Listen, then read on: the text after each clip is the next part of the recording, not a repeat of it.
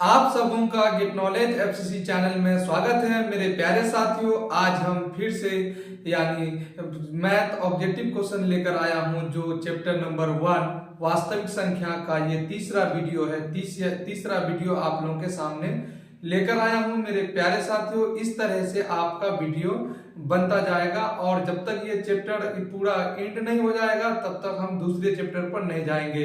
इसलिए आपको इस तरह का वीडियो पाने के लिए आप चैनल को सब्सक्राइब कर दीजिए। और मेरे प्यारे साथियों, आपका मैं महंगा टाइम को न गवाते हुए हम वीडियो को शुरू करते हैं।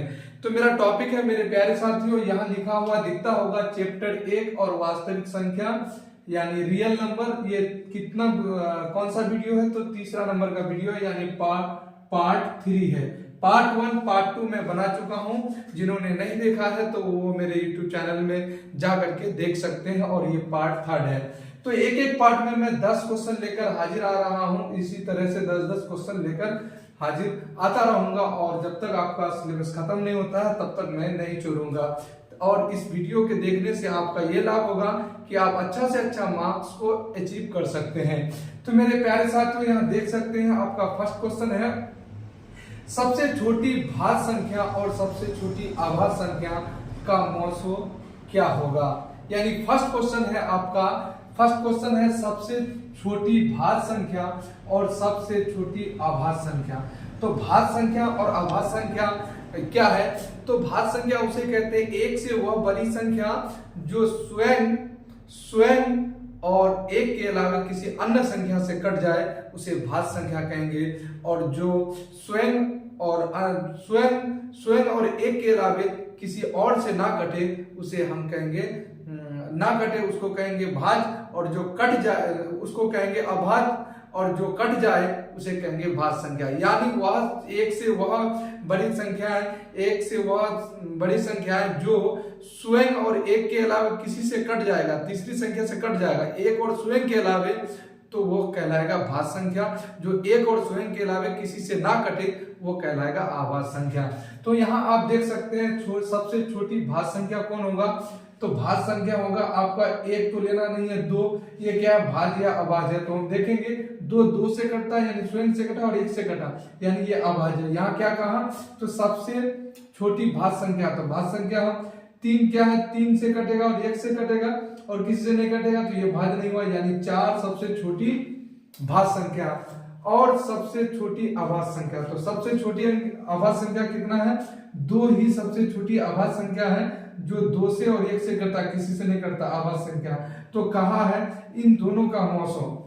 तो मेरे प्यारे साथियों, इन दोनों का मौसो क्या आएगा? तो इन दोनों के कॉमन में 2 कॉमन आ रहा है। 2 एक ऐसी संख्या है जो इसको भी भाग देगा और इसको भी भाग देगा। तो यानी यह दोनों संख्या का मौसो यानी एचसीएफ क्या होगा? तो 2 होगा, यानी आपका बी नंबर ऑप्शन सही होगा। चलिए अब हम क्वेश्चन नंबर 2 को देखते हैं। क्वेश्चन नंबर 2 में ये कहा जा रहा है कि 2 लगातार संख्याओं का मौसो। 2 लगातार संख्या है और उसका मौसो क्या होगा? तो लगातार संख्या हम यहाँ देख सकते हैं कि लगातार संख्या पहली संख्या 1 है और दूसरा 2 है। इसका अगर हम मौसो ज्ञात करेंगे तो मौसो क्या होगा? तो हम 1 को तोड़ेंगे तो एक को तोड़ेंगे तो हम 1 गुना 1 कर सकते हैं, 1 ही करेंगे, और 2 को तोड़ेंगे तो हम 1 गुना 2 कर सकते हैं। तो यहाँ किसका? 1 का पेड़ लगता है, तो जिसका पेड़ लग जाएगा उसे हम क्या कहेंगे? मौसो। तो यहाँ आपको दिख रहा होगा। तो ऐसे आप कहेंगे कि 1 और 2 को क्यों लिया? तो 3 और 4 को लेके देखते हैं, यानी 2 और 3 को। तो 2 को तोड़ेंगे तो 1 गुना 2 हो जाएगा और 3 को तोड़ेंगे तो 1 गुना 3 हो जाएगा। तो यहाँ फिर से पेड़ किसका लग गया? यानी 1 का लग गया। यानी कोई भी लगातार संख्या लेंगे तो उसका क्या हो जाएगा? मौसो 1 हो जाएगा। तो आंसर क्या हो जाएगा? आपका बी ऑप्शन राइट हो जाएगा। अब मेरे प्यारे साथियों, तीसरा क्वेश्चन को देखते हैं। तीसरा क्वेश्चन यह कह रहा है कि एक संख्या ए और दूसरी संख्या बी आभाज्य संख्या हो तो लॉसो क्या होगा? ए और बी यानी 2 संख्या है और दोनों क्या है? आभाज्य संख्या है, तो उसका लॉसो क्या होगा? तो आभाज्य संख्या की बात मैंने क्या किया था कि वह संख्या होगा स्वयं और एक के अलावा किसी से नहीं कटेगा। स्वयं और अलावा नहीं कटेगा तो आप में 1 से बड़ी संख्या है तो 2 क्या हो गया? सबसे छोटी अभाज्य संख्या। यहाँ क्या कहा? ए और बी अभाज्य संख्या हो तो लॉस हो। तो हम एक संख्या ले लेते हैं 2 और 1 ले लेते हैं, मान के आभाज्य संख्या ये 3 है। इन दोनों का क्या मांगा है, तो अभाज्य संख्या का लॉसो मांगा है एलसीएम।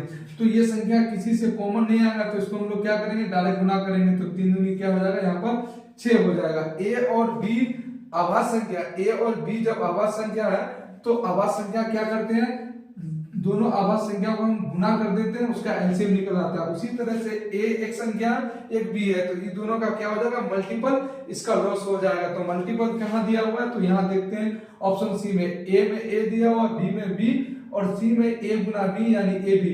तो ये आपका सी ऑप्शन क्या हो जाएगा, राइट हो जाएगा। तो अब हम चौथी क्वेश्चन को देख लेते हैं। चौथा क्वेश्चन को मेरे प्यारे साथियों, दो परिमेय संख्या के बीच कितनी अधिकतम परिमेय संख्या। तो आप गौर करेंगे तो क्लास 9th को आप पढ़ चुके हैं, और परिमेय संख्या कैसे निकाला जाता है, तो हम उसका formula r plus s by 2, और जब जो निकलता है उसको हम लोग एक को s मानते हैं और दूसरा को हम लोग r वाले को रहने देते हैं। तो इसी तरह से जब एक परिमेय संख्या मान गए कि 1/2 है और एक संख्या आपका है, सपोज दैट मान लिए कि कोई एक है, तो इसके बीच में क्या हो सकता है, तो 1/2 0.5 हो सकता है, उसका 0.6 हो सकता है, उसका 0.7 हो सकता है। तो इसको हम क्या करेंगे, पॉइंट हटाएंगे तो क्या हो जाएगा, 1/2 इसके बीच में हो जाएगा, तो 0.6 हो गया, 0.7। इसी तरह बहुत सारी संख्या निकलेगा, यानी इसका आंसर क्या हो जाएगा, दो परिमेय संख्या के बीच कितनी अधिकतम परिमेय संख्या है, तो इसका आंसर हो जाएगा अनंत, यानी इसका डी ऑप्शन राइट है। चलिए अब हम पांचवा क्वेश्चन को देख लेते हैं। दो संख्या का गुणनफल, ये मल्टीपल का चिन्ह दिया हूं, इसका मतलब है गुणनफल। दो संख्या का गुणनफल 2160 है, दो संख्या है उसका मल्टीपल कितना है, 2166 एवं 919 है। तो लॉसो मांग रहा है, लॉसो मांग रहा है, दो संख्या का गुना दे दिया हुआ है। तो आप पढ़े हैं कि दो संख्या का गुणनफल यानी संख्या 1 गुना संख्या 2, इसको गुना करेंगे तो लॉसो गुना क्या हो जाएगा, मौसो हो जाएगा। ये हम लोग पढ़ चुके हैं। तो दो संख्या का गुणनफल कितना दिया, 2160, तो हम इधर पर क्या रख देंगे, 2160, क्योंकि दोनों संख्या को गुना किए तो 2160 हो रहा है। और मौसो कितना दिया हुआ है, तो मौसो दिया हुआ 19, लॉसो नहीं है, मौसो दिया हुआ 19। तो हम क्या करेंगे, लॉसो गुना में, तो इस पर हम क्या करेंगे, भाग देंगे। तो हम इसको अगर भाग देंगे तो 19 का टेबल पढ़िए, 19 19 5 50, 19 14 14, 19 7 133, 19 8 152, 19 9 169, नहीं 19 2160 को हम यहाँ भाग दे देते हैं, 2160 इसको हम लोग किससे भाग देंगे, 19 से। तो 19 से भाग देंगे तो एक बार चलाएंगे, 19 एकड़ 19, एक बार चलाएंगे यहाँ तो कितना बचेगा, 21 से 19 घट गया तो कितना बचा, एक बार चल के, तो एक बार चल के आपका क्या बच गया, यानी 2 बच रहा है। तो 2 6 के बगल में सटा देंगे तो हो जाएगा यहाँ पर 26, 26 यहाँ जब 26 हो जाएगा, फिर 19 एकड़ 19, तो फिर कितना बच गया, तो 7 7 कितना हो जाएगा, 70। तो 19 57, 19 सॉरी यहाँ पर लिखा हुआ था 2166 लिखा हुआ था, तो यहाँ पर हम 6 कर देंगे, 2166 था। तो आप क्या करेंगे, हो गया आपका 76, तो 19 चौके 76, 19 एकड़ 19 चलाए हैं पहली बार, तो यहाँ बच गया 2, हो गया 26, फिर 19 एकड़ 19 चलाए हैं, तो फिर यहाँ कितना बचा 7, और 6 के बगल में सट गया तो 76, और 19 5 95 यानी 19 57, 19 चौके 76, यानी 4 बार में क्या 76 कट गया, यानी 114 इसका क्या हो जाएगा आंसर। दो संख्याओं का गुणनफल 2160 है, तो 919 है, तो लॉसो कितना हो जाएगा आपका, यहाँ निकल कर आ गया है 114, यानी सी ऑप्शन यहाँ पर आपका राइट है। मेरे प्यारे साथियों, यहाँ आप कह रहे हैं कि लिख रहे हैं और मिटा रहे हैं, तो इसका कारण यही है कि मेरे पास बोर्ड कम है, बोर्ड ना बचा रहने के कारण मैं वहां से मिटा दे रहा हूं। अब छठा क्वेश्चन को देख रहे हैं। एक संख्या क्या है, 2 का क्यूब इंटू 3 इंटू 5, और दूसरी संख्या b है 2 पर पावर 4 इंटू 5 इंटू 7, तब ए बी का लॉस हो। एक संख्या ए ये दिया हुआ है, एक संख्या बी ये दिया हुआ है, इसका लॉस हो मांग रहा है। तो हम इसको अगर, तो 2 का 2 3 बार है, उसके बाद कितना 3 गुना क्या है, तो यहाँ 5 है, तो यहाँ पर 2 कितना है 4 बार, तो अगर 2 को यहाँ पर 3 बार लेंगे तो 1 2 बच जाएगा, यानी 4 बार हो गया। उसके बाद क्या है 5 के सामने लिख दिए, उसके बाद कितना है 7, तो जिसका पेयर लग जाता है उसका पेयर में से एक को लेते हैं, तो 2 3 बार जो पेयर लगा है, तो यानी 3 बार पेयर लगा है, तो 2 3 बार आ जाएगा, 2 3 बार आ गया तो कितना हो गया, 2 दूनी 4 4 दूनी 8, 2 दूनी 4, 4 दूनी 8, 8 हो गया। और जो बाकी सब बचा है उसको सब गुना में 5 का पेयर में 1 5 ले लेंगे। उसके बाद कितना बचा, 1 2 बचा है यहाँ पर और यहाँ 1 3 बचा है। उसके बाद यहाँ पर 1 7 बचा है। इसको सबको हम लोग क्या कर लेंगे, मल्टीपल कर लेंगे। तो 8 5 से कितना हो जाएगा, 8 5 40, 40 दूनी 80 और 80 तिया 8 24 यानी 240। ये 240 को हम लोग किससे गुना कर लेंगे, 7 से। तो 0 से 0 उतर जाएगा। 7 चौका 28 का 8 हासिल 2, 7 चौका 28 का 8 हासिल 2, 7 दूनी 14, 14 और 2 16 यानी 1680 इसका आंसर हो जाएगा। किसका, क्वेश्चन नंबर 6 का आंसर हो जाएगा 1680। ए नंबर में 40, बी नंबर में 560 और सी नंबर में 1120 और डी में है 1680। यहाँ आंसर क्या हो जाएगा, 1680 में हम टिक अप कर देंगे। 1680 क्या है, राइट आंसर है। अब 7वां क्वेश्चन को देखेंगे। संख्या 2.13 113 फिर 11113 फिर 4 टाइम 13, 2.13 फिर 2 टाइम 13 फिर 3 टाइम 13 फिर 4 टाइम 13 उसके बाद डॉट डॉट। तो इसका मतलब है ये संख्या फिर आगे बढ़ता जाएगा किस पर, यहाँ 4 बार 1 है तो फिर 5 बार 1 होगा फिर 3, फिर 6 बार 1 होगा फिर 3, फिर 7 बार 1 होगा 3। तो इसका मतलब यही है कि इस तरह से ये बढ़ता जाएगा, कभी ये एंड नहीं होगा। तो एंड नहीं होने का मतलब है कि ये क्या है, अपरिमेय संख्या है। तो ये कह रहा परिमेय है, अपरिमेय है, पूर्णांक है, कोई नहीं। तो हम क्या कहेंगे, ये अपरिमेय संख्या है। जो रुकता ही नहीं हो, जिसका अंत ही नहीं हो, तो वो क्या हो जाएगा, अपरिमेय संख्या। तो अब आगे हम 8वां क्वेश्चन को देखते हैं। 144 के अभाज्य गुणनखंड में 2 का घातांक। 144 का अभाज्य गुणन करना और अभाज्य यानी ऐसा गुणा में तोड़ना है जो और ना घटे। तो 144 को तोड़ना है, टुकड़ा करने के बाद, खंड करने के बाद, उसके बाद गुना में खंड करने के बाद 2 का घातांक पता करना है। तो किसको, 144 को। तो यहाँ पर हम 144 लिख लेते हैं। इसको हम क्या करेंगे, तोड़ेंगे। तो 2 से तोड़ेंगे तो कितना, 2 7 14, 2 दूनी 4 72। फिर हम 72 को तोड़ेंगे तो कितना होगा, 2 तिया 6 और आपका हो जाएगा 2 तिया 6 और 1 बचा 12 हो गया और 2 6 12। फिर 2 से तोड़ेंगे तो कितना होगा, 18 दूनी 36। फिर 2 से तोड़ेंगे तो 2 9 18। फिर किससे तोड़ेंगे, 3 से। 3 से तोड़ेंगे तो 3 तिया 9। तो 2 को यहाँ पर गिनना है, कई बार टूट के 2 आया है, 1 2 3 4 बार 2 आया है। तो यहाँ क्या मांगा, 144 के अभाज्य गुणनखंड में 2 का घातांक। तो जब अभाज्य गुणनखंड किए तो 2 कितना बार आया है, तो 4 बार। तो यहाँ पर आंसर हो जाएगा सी नंबर, क्योंकि 2 का घात मांगा है तो 2 का घात कितना हो जाएगा, 4 आ जाएगा। चलिए अब 9वां क्वेश्चन को देखेंगे। धनात्मक पूर्णांक ए तथा बी के लिए। धनात्मक पूर्णांक एक ए है और दूसरा बी है। ए बी का मौसो, ये दोनों संख्या का मौसो और गुना ए बी का क्या करेंगे, लौसो।